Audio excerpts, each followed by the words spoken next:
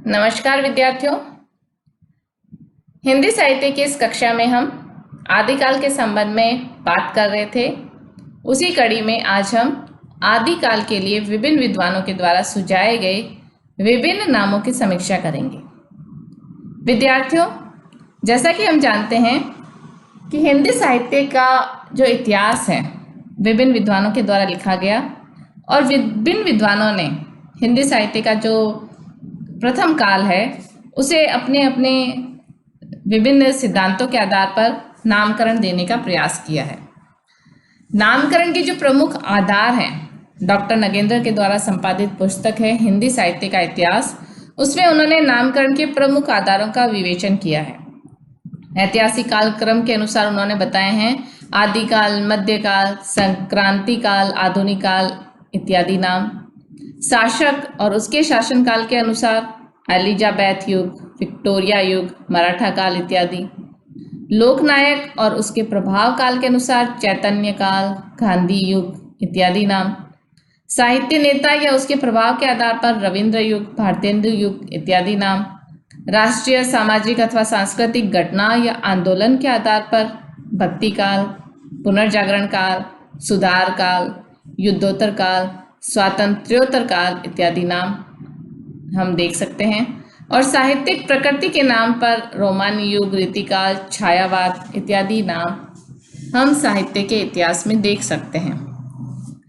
तो यहाँ पर प्रमुख प्रश्न उभर कर ये आता है कि साहित्य के इतिहास के विभिन्न कालों को नाम किस आधार पर दिया जाए, किस एक आधार पर दिया जाए, या इनमें से कोई दो आधार अपनाए जाएं। विभिन्न विद्वानों ने अपने अपने मत के अनुसार इनमें से एक या दो नामकरण के आधार बनाकर हिंदी साहित्य के विभिन्न कालों का नामकरण किया है। यदि हम बात करें आदिकाल के नामकरण पर, तो आदिकाल में सबसे पहले हम देखते हैं कि मिश्रबंधु के द्वारा इस काल का नामकरण किया गया प्रारंभिक काल। और प्रारंभिक काल को भी उन्होंने दो भागों में बांटा है, पूर्व प्रारंभिक काल और उत्तर आरंभिक काल। संवत 700 से 1444 तक पूर्व आरंभिक काल कहा है और संवत 1344 से संवत 1444 तक उन्होंने उत्तर आरंभिक काल कहा है।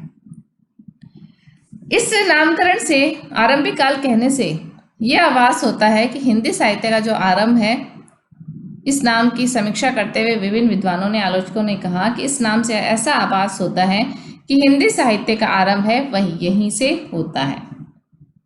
और तथ्य विषयक गलतियां इस नामकरण से यह रही मिश्रबंधु से कि उन्होंने अपभ्रंश को भी प्रारंभिक काल में मिला दिया। और जैसा कि हम जानते हैं कि अपभ्रंश हिंदी भाषा से अलग भाषा है, उसके साहित्य को हम हिंदी साहित्य के अंतर्गत सम्मिलित नहीं कर सकते। इसी प्रकार से हम देखते हैं कि आचार्य रामचंद्र शुक्ल है, मिश्रबंधु के पश्चात आचार्य रामचंद्र शुक्ल ने हिंदी साहित्य के इस काल को वीर गाथा काल कहा और उन्होंने संवत 1050 से संवत 1375 तक इस काल की अवधि मानी है। इन्होंने नामकरण का आधार बताया विशेष ढंग की रचनाओं की प्रचुरता और या फिर किसी विशेष ग्रंथ की प्रसिद्धि। ये उन्होंने नामकरण के आधार बताए हैं कि किसी विशेष काल में विशेष ढंग की रचनाओं की प्रचुरता हो, उसे हम उस काल के नामकरण का आधार मान सकते हैं, या फिर किसी विशेष ग्रंथ की प्रसिद्धि को भी उस काल के नामकरण को आधार बना सकते हैं। इस नामकरण का आधार बताते हुए शुक्ल जी ने कुछ पुस्तकों की जो संख्या है वो बताई। उन्होंने 4 साहित्यिक पुस्तकों और 8 देसी पुस्तकों के आधार पर आदिकाल के लक्षण और नामकरण को वीर गाथा काल सिद्ध किया। ये जो प्रमुख 12 ग्रंथ थे वो बताए उन्होंने विजयपाल रासो, हमीर रासो, कीर्ति लता, कीर्ति पताका और देश भाषा काव्य के अंतर्गत खुमान रासो, बिसलदेव रासो, पृथ्वीराज रासो, जयचंद प्रकाश, जय मयंक जस चंद्रिका, परमाल रासो, खुसरो की पहेलियां और विद्यापति पदावली। शुक्ल जी के अनुसार इनमें से जो अंतिम 2 रचनाएं हैं, जैसे कि खुसरो की पहेलियां और विद्यापति पदावली और बिसलदेव रासो को अगर छोड़ दिया जाए, 12 में से यदि इन 3 ग्रंथों को छोड़ दिया जाए तो सब ग्रंथ वीर गाथात्मक है। अतः आदिकाल का नाम वीर गाथा काल ही रखा जा सकता है। जिस सामाजिक या राजनीतिक परिस्थिति की प्रेरणा से वीर गाथाओं की प्रवृत्ति सक्रिय रही, उसका उल्लेख भी शुक्ल जी की पुस्तक में मिलता है, जिसमें वह कहते हैं कि ये युग युद्धों का युग था और इस समय जो प्रवृत्ति इसमें उभर कर सामने आई वह इन ग्रंथों में उभर कर आई, तो इसलिए इस काल का नाम वीर गाथा काल उनकी दृष्टि में उचित था। इस काल में शौर्य और वीरता का भाव कितना बलवत्ती था, इसका अनुमान शुक्ल जी के इस कथन से स्पष्ट होता है, जब कहते हैं कि कभी कभी तो शौर्य प्रदर्शन मात्र के लिए यूं ही लड़ाई मोल ले ली जाती थी। बीच बीच में मुसलमानों के भी हमले होते रहते थे। सारांश यह है कि जिस समय से हमारे हिंदी साहित्य का अभ्युदय होता है वह लड़ाई भिड़ाई का समय था, वीरता के गौरव का समय था। शुक्ल जी आदिकाल में प्रचलित परंपराओं और वृत्तियों को भी वीर गाथात्मक काव्य के लिए जिम्मेदार मानते हैं। वह कहते हैं कि राजा भोज की सभा में खड़े होकर राजा की दानशीलता का लंबा चौड़ा वर्णन करके लाखों रुपए पाने वाले कवियों का समय बीत चुका था। पांडित्य के चमत्कार पर पुरस्कार का विधान भी ढीला पड़ चुका था। उस समय तो भाट या चारण किसी राजा के पराक्रम, विजय, शत्रु कन्या हरण आदि का अति युक्तिपूर्ण लाभ करता था या फिर रण क्षेत्र में जाकर वीरों के हृदय में उत्साह की उमंगें भरा करता था, वही सम्मान पाता था। तो इसलिए आचार्य शुक्ल ने इस युग का प्रवृत्तिगत नामकरण वीर गाथा काल किया, लेकिन आगे चलकर विद्वानों के द्वारा इस नामकरण पर चिंतन करते हुए इस पर अनेक आपत्तियां व्यक्त की गई। सबसे पहले तो यही आपत्ति व्यक्त की गई कि इसकी जो समय सीमा उन्होंने मानी है 1050 से 1375 वह उचित नहीं है, क्योंकि हिंदी साहित्य भाषा का विकास 12वीं शताब्दी के उत्तरार्ध में हुआ। अतः 1050 के समय हिंदी भाषा के ग्रंथों की सत्ता सर्वथा अमान्य है। और इसके अतिरिक्त आचार्य शुक्ल ने जिन रचनाओं के आधार पर उक्त काल का नामकरण वीर गाथा काल किया है वे या तो अस्तित्वहीन घोषित हो चुकी हैं और कुछ उसमें से परवर्ती काल की, यानी जिस समय सीमा को शुक्ल जी ने माना उससे आगे की वह सिद्ध हो चुकी हैं। विद्वानों का यह भी मत है कि शुक्ल जी ने लगभग 900 वर्षों का साहित्य हिंदी साहित्य के इतिहास में समेटा है। शुक्ल ने नामकरण में 3 बातों का ध्यान रखा। पहली, वीर गाथाओं से युक्त ग्रंथों की प्रचुरता। दूसरी, जैन आचार्यों द्वारा रचित धार्मिक ग्रंथों को धार्मिक साहित्य कहकर साहित्यिक परिस्थिति से उन्होंने पृथक कर दिया और नाथ और सिद्धों की रचनाओं को भी उन्होंने विशुद्ध साहित्य से वंचित किया। तीसरी मुख्य बात यह थी कि विभिन्न विषयों में लिखे गए फुटकर दोहों को भी उन्होंने विशेष महत्व नहीं दिया। तो उन्होंने जो रचनाएं ली उन रचनाओं में से उन्होंने वीर गाथात्मक रचनाओं को ही सम्मिलित किया और उसके आधार पर ही उन्होंने काल का नामकरण करने का प्रयास किया। जिन ग्रंथों की बात उन्होंने कही उन ग्रंथों में से 5 ग्रंथ खुमान रासो, हमीर रासो, विजयपाल रासो, कीर्तिलता और कीर्ति पताका, ये तो बाद के युग के सिद्ध हो चुकी हैं। तो इन रचनाओं के आधार पर तत्कालीन युग का नामकरण उचित प्रतीत नहीं होता। जयचंद प्रकाश और जय मयंक जस चंद्रिका है, ये नोटिस मात्र रचनाएं हैं, ये ग्रंथ उपलब्ध नहीं हुए हैं। परमार रासो का जो मूल रूप है वह अभी सुरक्षित नहीं है। विद्यापति पदावली भी परवर्ती रचनाएं हैं। केवल पृथ्वीराज रासो और बिसलदेव रासो ही 2 रचनाएं शेष बचती है जो शुक्ल जी ने वीर गाथा नामकरण का आधार बताया है। तो इन रचनाओं में भी दोनों की प्रवृत्ति अलग अलग है। पृथ्वीराज रासो को हम वीर गाथात्मक प्रवृत्ति से युक्त रचना कह सकते हैं, परंतु बिसलदेव रासो है वह श्रृंगारिक रचना है। तो इस आधार पर हम आचार्य रामचंद्र शुक्ल का जो कथन है इस काल का नामकरण वीर गाथा काल, ये मानना उचित प्रतीत नहीं होता। आगे हम देखते हैं संधि काल और चारण काल नाम रखा गया रामकुमार वर्मा के द्वारा। रामकुमार वर्मा ने संवत 750 से 1000 तक संधि काल और संवत 1000 से 1375 तक चारण काल कहा। इस काल को इस नामकरण के आधार पर उन्होंने जो कारण बताया, उन्होंने कहा कि 750 से 1000 तक भाषा का जो संधि काल है, उस काल में लिखी हुई भाषा है, अपभ्रंश से हिंदी की तरफ बढ़त उसकी हम देख सकते हैं। तो इस काल को उन्होंने संधि काल कहा।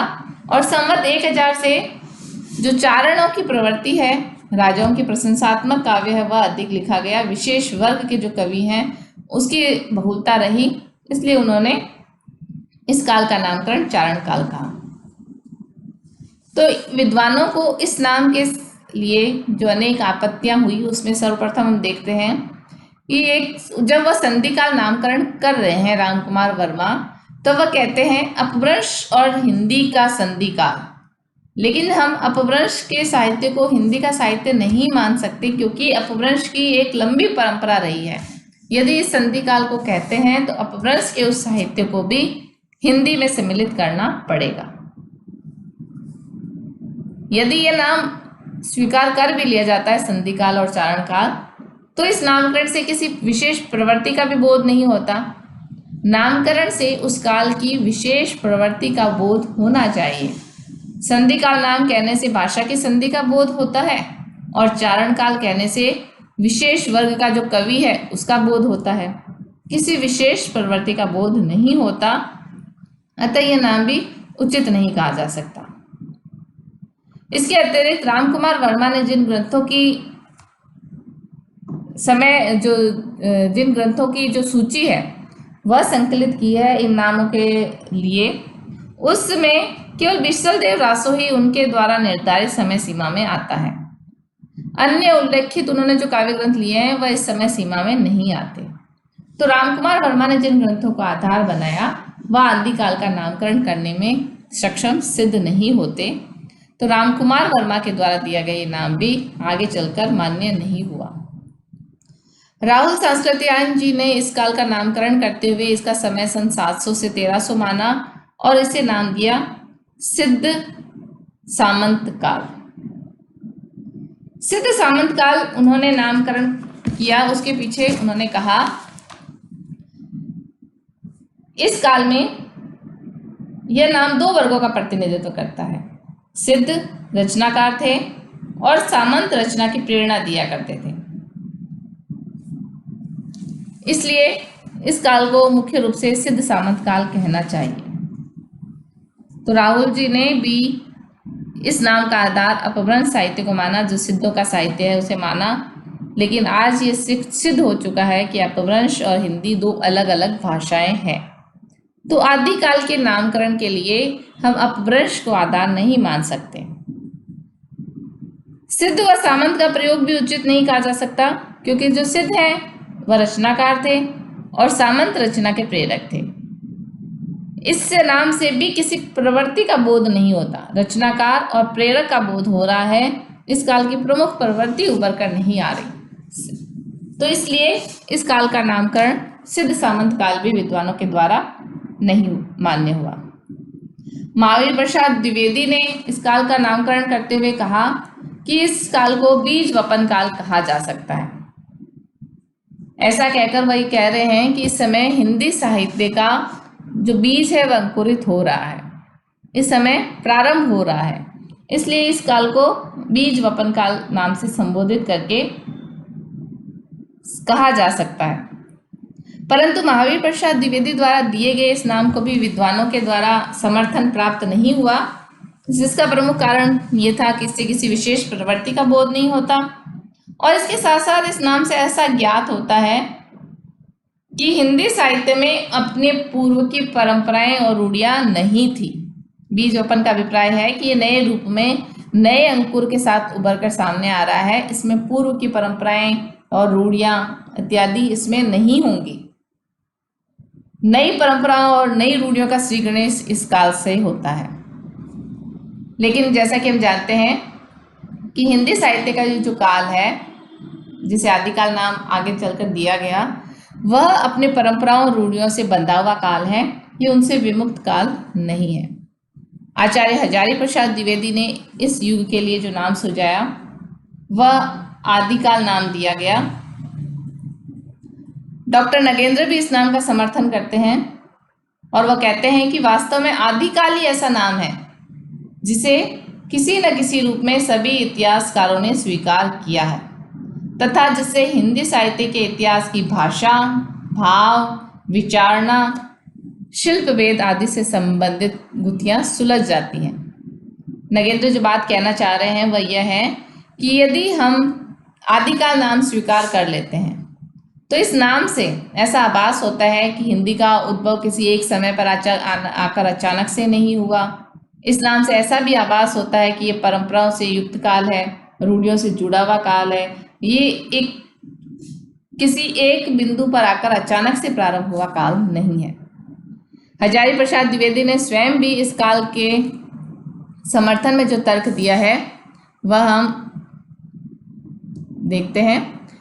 वस्तुतः हिंदी साहित्य का आदिकाल शब्द एक भ्रांत धारणा की सृष्टि करता है और श्रोता के चित्त में यह भाव पैदा करता है कि यह काल कोई आदि मनोभावपन, परंपरा विमुक्त, काव्य रूढ़ियों से अछूते साहित्य का काल है। ये ठीक नहीं है। ये काल बहुत अधिक परंपरा प्रेमी, रूढ़िग्रस्त, सजग, सचेत कवियों का काल है। यदि पाठक इस धारणा से सावधान रहे तो ये नाम बुरा नहीं है।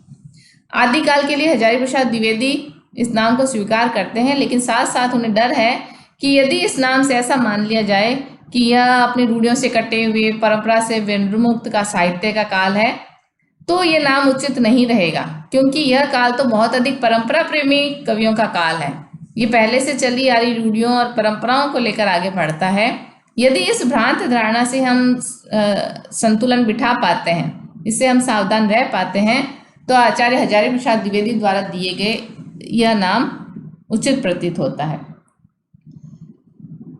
तो विद्यार्थियों, इस प्रकार हमने देखा कि आदिकाल के लिए अनेक विद्वानों ने अनेक नाम सुझाए और आज इतिहास पटल पर आदिकाल नाम को अधिकांश समीक्षकों के द्वारा, विद्वानों के द्वारा, आलोचकों के द्वारा मान्यता मिल चुकी है।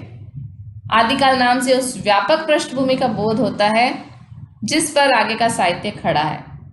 भाषा की दृष्टि से भी इस काल के साहित्य में हिंदी के आदि रूप का बोध पा लेते हैं।